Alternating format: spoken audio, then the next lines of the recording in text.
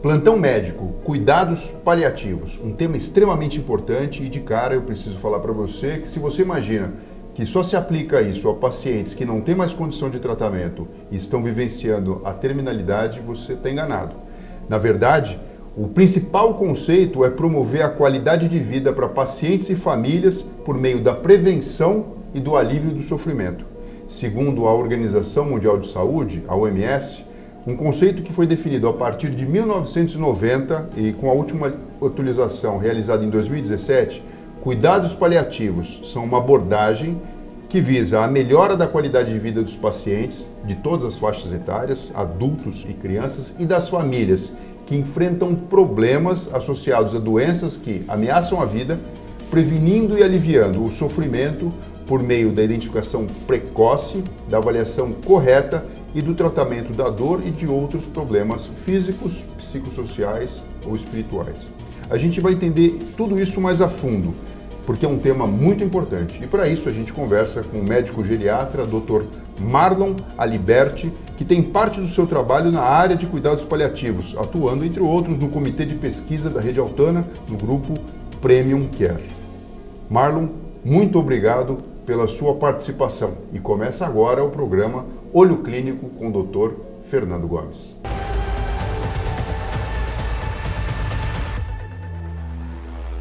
Marlon, muito obrigado pela sua participação. A partir da própria definição da OMS, cuidado paliativo, então, é um conjunto de práticas assistenciais.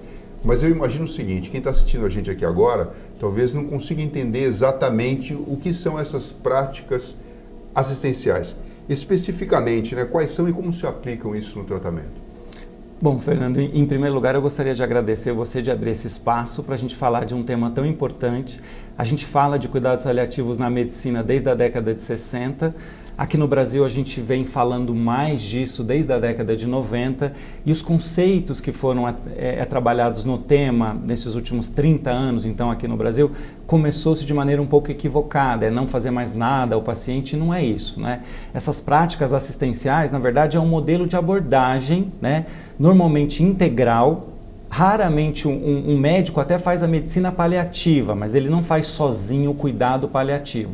Então essa prática assistencial ela demanda um cuidado integral que demanda uma equipe multiprofissional envolvida no cuidado. Então nós estamos falando da atenção do médico, junto com o enfermeiro, com o psicólogo, com a terapeuta ocupacional, com a área da psicologia também, conforme eu já falei, e às vezes até questões espirituais também, Eu diria que o foco do cuidado paliativo é sempre aliviar o sintoma. Quando começou-se falava muito do alívio da dor, mas não é só a dor. A gente fala hoje de resolver o sintoma total. Então, sintomas muito comuns em pessoas que estão se aproximando do fim da vida é falta de ar, náusea.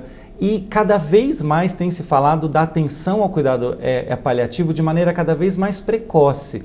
Porque hoje, com o envelhecimento da população e as pessoas envelhecem acumulando diferentes doenças e doenças graves, a gente precisa de um tratamento não só curativo, mas também essa abordagem que alivie sintomas, Então, acho que é importante a gente agravar isso. É uma medicina que se volta para o alívio de sintomas, começou-se com dor e foi-se para outros sintomas, como a falta de ar, náusea e outras coisas.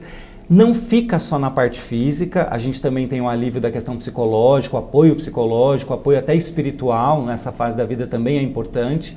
É sempre um atendimento centrado na necessidade do indivíduo, ou seja, é individual.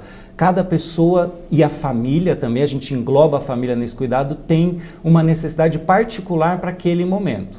Claro que voltado para o indivíduo que tem uma doença grave e que oferece risco à vida, Então, acho que esses são os conceitos centrais. Marlito, assim, bem concreto, tá? Quais são as condições que vão determinar que um paciente é candidato para receber cuidado paliativo?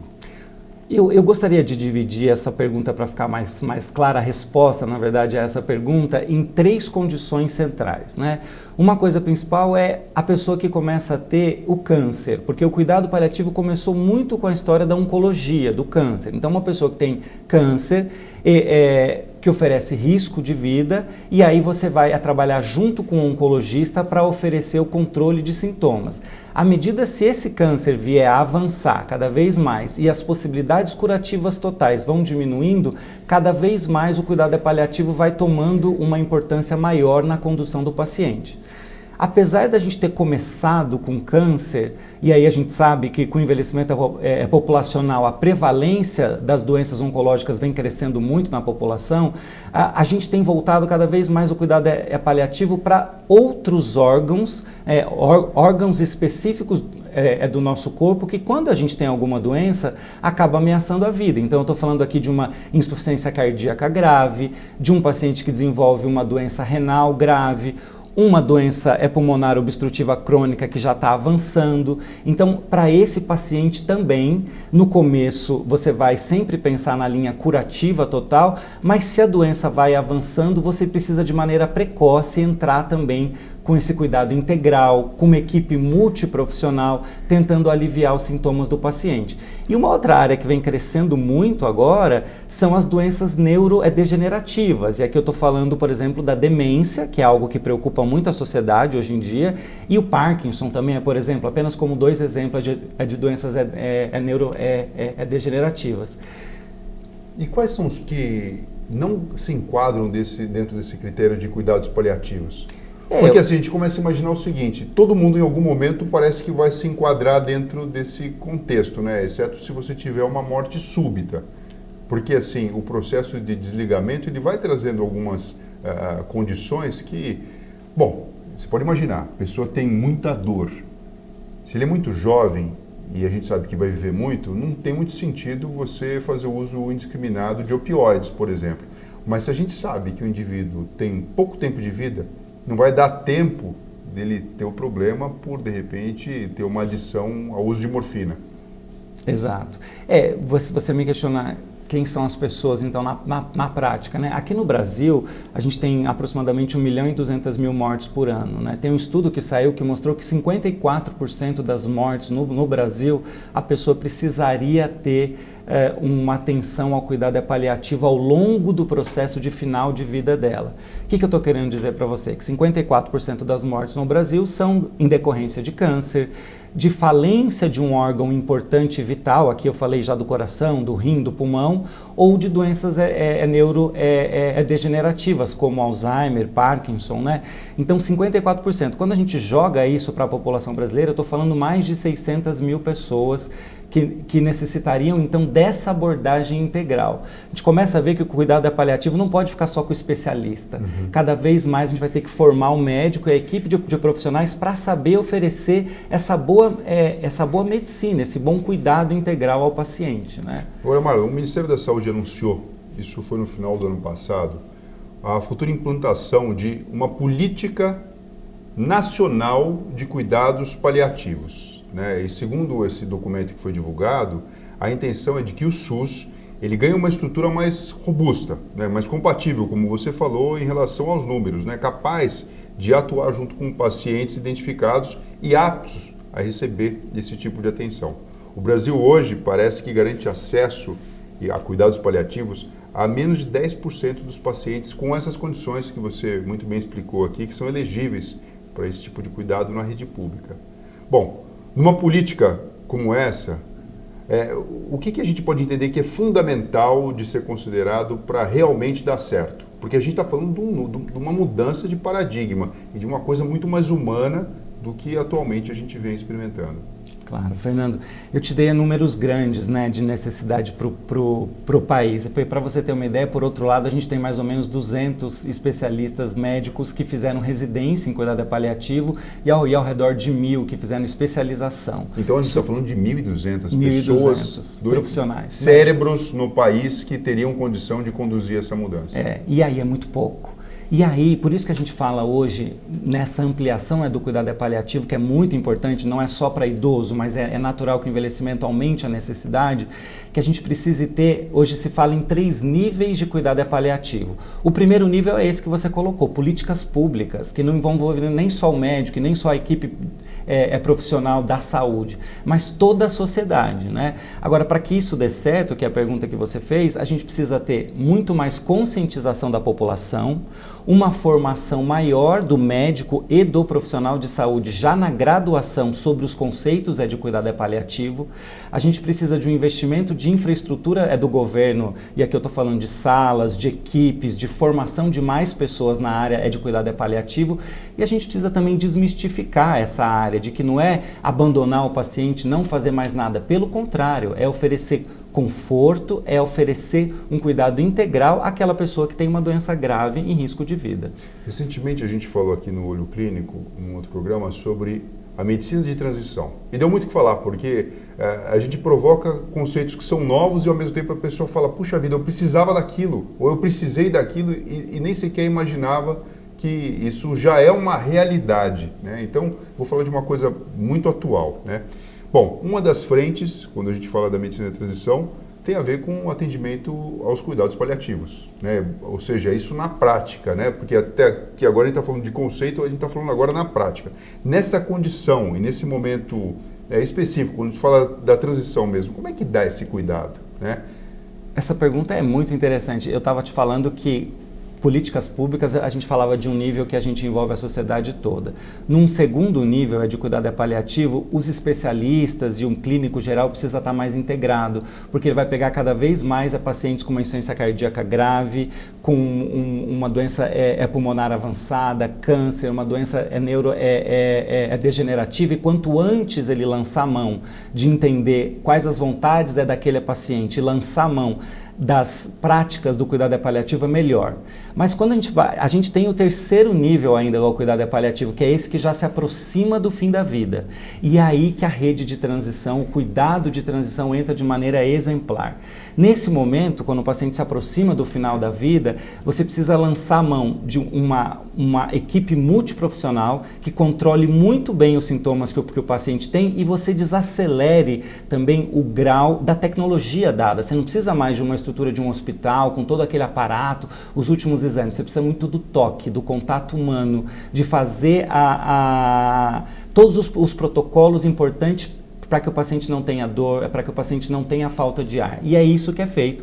Uma outra área nova que está surgindo aqui no Brasil, nós temos ainda poucos leitos, é mais no sistema suplementar de saúde até, mas na rede Altana a gente consegue oferecer então para o paciente que chegue encaminhado para o cuidado paliativo. A gente fez um levantamento dos últimos 4 anos de 1.000 pacientes encaminhados para a nossa rede. 1 a cada 5 veio especificamente para o cuidado paliativo. Para esse paciente, a gente faz um atendimento integral, com uma equipe multiprofissional, só revisando, vendo todas as questões físicas, mas também psicológicas, sociais e espiritual. E os dados que a gente tem, como a gente está cuidando normalmente na rede de transição de fim de vida, esses pacientes ficam em média 45 dias conosco. Na rede de transição você consegue aproximar mais a família, você diminui a tecnologia e aproxima mais a família. Você não está numa UTI com ventilação, com vários aparelhos, mas você traz a família para perto. Os nossos dados são que de cada 10 pacientes, 9 vieram a falecer, então na nossa rede de cuidado, e o grau de satisfação da família com o cuidado oferecido, de você dar um propósito naquele momento e oferecer um suporte em todas essas áreas, física, emocional, psicológica, então, né, é muito grande. O grau de satisfação foi de 90% com o nosso atendimento. Então, é uma coisa nova que vem agregar a rede para a gente não ficar só com o hospital ou não tem o que fazer, o paciente ele vai para casa. Não, você tem uma ponte ali que oferece o cuidado. Esse paciente que não faleceu, ele chegou a voltar para casa. De cada 10, 9 faleceram e 1 chegou a voltar para casa porque o paciente melhorou e pôde ir para casa de volta. A sensação que eu tenho, me corrija, é que dependendo do diagnóstico ou do caminhar clínico do paciente, desde o princípio, o quanto antes, cuidados paliativos já está, na verdade, presente. Esse é o racional.